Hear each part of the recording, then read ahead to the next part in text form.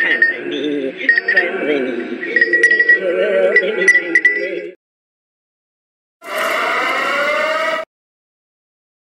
sait que Uri Geller est un escroc qui fut démasqué par James Randi? Qui sait que les oiseaux soi-disant mazoutés par la marée noire irakienne avaient été photographiés en Bretagne? Qui sait que l'histoire des couveuses débranchées par les soldats irakiens au Koweït n'était que propagande?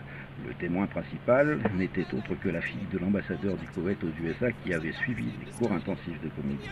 Qui sait que les Irakiens n'ont jamais possédé la moindre arme de destruction massive? L'agent de renseignement US basé en Irak ayant lui-même dessiné une soi-disant installation secrète sensible.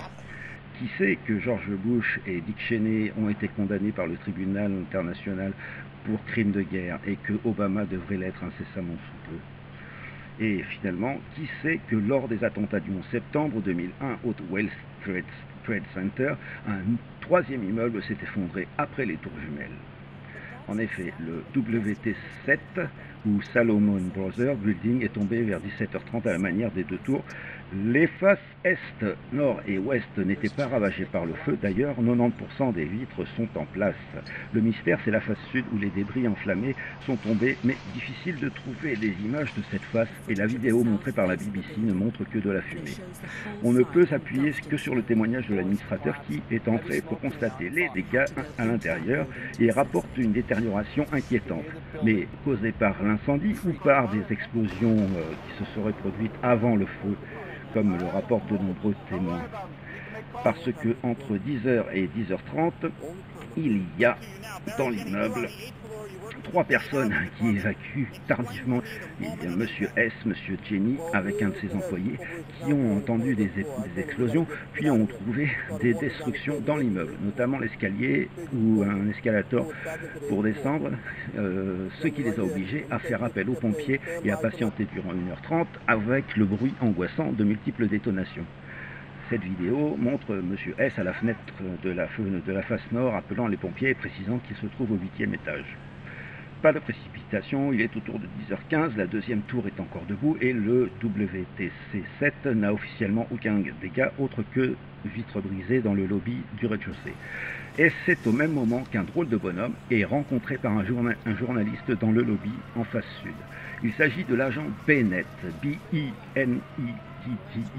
OST des services secrets. Il porte un équipement bien particulier, une cagoule jaune transparente et en alu avec un système respiratoire, c'est pas un sac en plastique, un casque de chantier blanc, un gilet pare-balles bleu estampillé Police Secret Service, une moustache, je blague, mais ça peut servir, une montre étanche impressionnante, une lampe de poche et enfin, notez bien, 2 épaisses sacoches jaunes en bandoulière, une sans marque et l'autre portant les lettres VRU. C'est bien le seul à se promener avec ces 2 belles sacoches jaunes. À quoi peuvent-elles servir? Et que signifie VRU?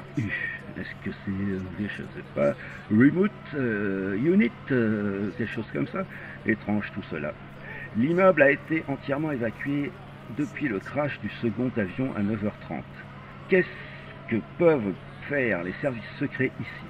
L'attaque a débuté à 8h30. Comment a-t-il pu arriver ici à 9h30 avec le chaos dans les rues? Puis, questionné par le caméraman, il n'a pas l'air à l'aise du tout. Il presse nettement le journaliste de partir. Le dialogue, Bennett, je crois que vous devriez partir, tout le monde est parti. Le journaliste, il répond quelque chose que je n'ai pas compris.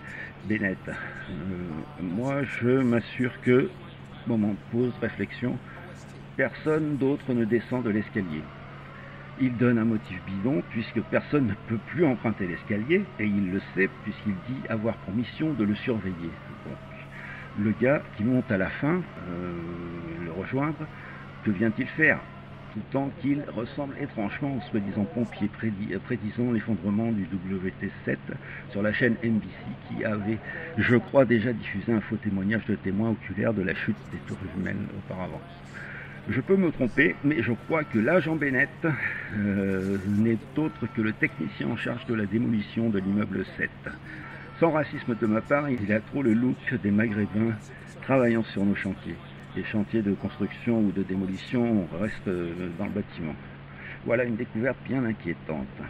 C'est le témoignage de Suzanne Lindauer, ex-agent de la CIA, qui venait d'être libérée après 5 ans d'emprisonnement sans motif valable par la force du Patriot Act, qui m'a fait replonger dans le précipice de la conspiration. Elle, Suzanne, atteste l'implication des services secrets américains de Dick Cheney, que la guerre en Irak était inévitable, que tout le monde savait que l'attaque aurait lieu le 11 septembre à New York et qu'elle eut connaissance d'activités nocturnes suspectes au World Trade Center. Camion arrivant à 3 heures du matin et repartant à 5 heures, et cela pendant plusieurs semaines qui ont précédé les attentats. Et elle précise qu'il est impossible que cela se soit déroulé sans le parrainage des services secrets.